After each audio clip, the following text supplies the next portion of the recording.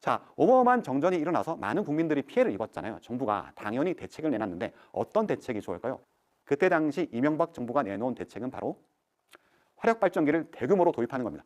쉽게 말해서 야, 전기가 부족했으니까 정전이 났잖아. 그럼 발전기 더 만들어. 그럼 전기를 더 많이 만들 수 있겠지라는 게 정부의 대응이었어요. 근데 아시다시피 화력발전소라는 것은 끊임없이 온실가스를 내뿜게 되어 있고, 그렇게 되면 정전의 원인이었던 이상기온처럼 수많은 기후변화를 더 촉발시키게 되는 원인이 될 수 있잖아요. 그럼에도 불구하고 당시에 녹색 성장을 부르짖던 이명박 정부가 내놓은 대책이란 건 대규모 화력발전기, 석탄발전기랑 가스발전기 같은 발전소들을 더 많이 늘려짓겠다는 것이었습니다.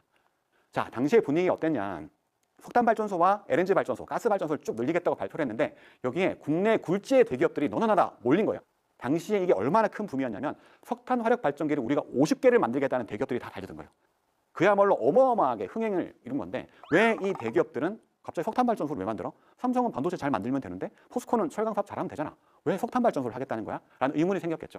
당시에 이 대기업들이 뛰어든 이유는 정부가 약속했던 독특한 약속이 있습니다. 당시의 기사를 하나를 보게 되면 심지어 황금알을 낳는 거위라는 표현을 쓰는데 국민들은 좀 의아하죠. 석탄 발전기가 그렇게 돈이 돼? 왜? 라고 생각할 수밖에 없는데 내용을 잘 보면 오랜 기간 동안에 별다른 위험 없이 안정적인 수익 창출이 가능하기 때문이다.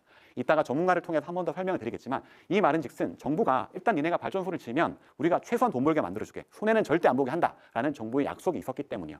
그래서 황금알을 낳는 거위라고 표현이 됐고 수많은 대기업들이 몰려서 누가 선정이 되는 결과가 됐던 겁니다. 그 결과를 보면 동양, 지금 아까 삼척 블루파워라고 하는 포스코가 운영하는 기업인데 원래는 동양이라는 기업이 삼척 화력 발전을 땄다라는 표현을 써요. 무슨 트로피를 딴 것도 아닌데 이때만 해도 이 발전소를 가져가는 권리 자체가 어마어마한 특혜로 비춰지던 시절이었던 겁니다.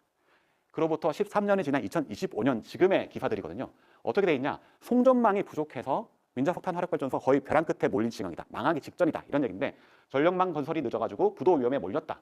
정부가 SOS를 쳐서 이 말은 잘 모르겠어요. 정부가 SOS를 친 게 아니라 자기네들이 황금알을 낳는 거위라고 해서 들어왔는데 18조 원을 들였다. 근데 점점 망해가니까 소송에 들어갔다. 이런 내용도 있고요. 그럼 가뜩이나 했는데 가을철에는 개점 휴업이다. 발전기를 켜지 못한다. 뭐 이런 내용입니다. 그래서 결과적으로 하남시는 동서울 변전소를 승인해야 된다라는 이런 목소리 나오는데 무슨 말인지 좀 알기가 어렵죠. 쉽게 말해서 결론적으로 보면은 2012년에는 그 수많은 대기업들이 야 이거 황금알 낳는 거위야 라고 해가지고 사업에 다 뛰어들었는데 정작 다 완공이 되고 2025년에 되려고 보니까 발전기를 못 돌린다는 거예요. 도대체 이 동해안에 있는 석탄발전소, 민자석탄발전소에서 무슨 일이 벌어졌는지 지금부터 하나씩 구체적으로 본격적으로 짚어가 보도록 하겠습니다.